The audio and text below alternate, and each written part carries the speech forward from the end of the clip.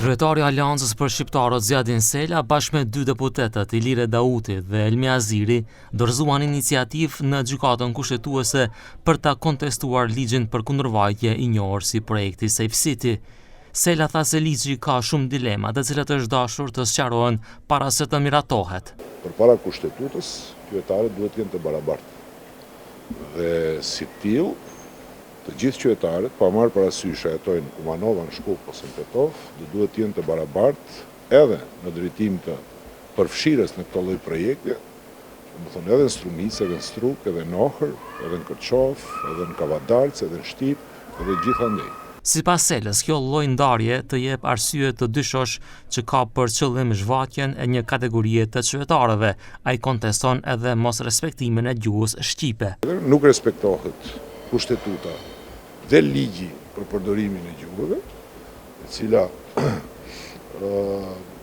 pa marrë parasysh se cili është qëndrimi politik i eksponentëve të veçantë politik, nuk mundet që të mos respektohen ligjet që janë në fuqi.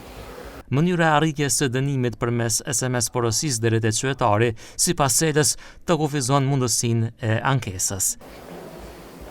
Ne me ligj jemi të obliguar, dhe jo vetëm ne, por i gjithë bota e civilizuar, jemi të obliguar që të kemi një adresë në të cilën do të na dërgohen edhe paditë për kundërvajtje, dënimet e tjerë, pasi jemi të obliguar të mbajmë numra telefon. Nuk jemi të obliguar të kemi adresa email. Aleanca për Shqiptarët pret epilog sa më të shpejt të kësaj iniciative, ndryshe të premten e javës së kaluar, ku vendi miratoi ligjin për kundërvajtje, duke i hapur rrugë nisjes të sistemit Safe City nga 1 shkurti.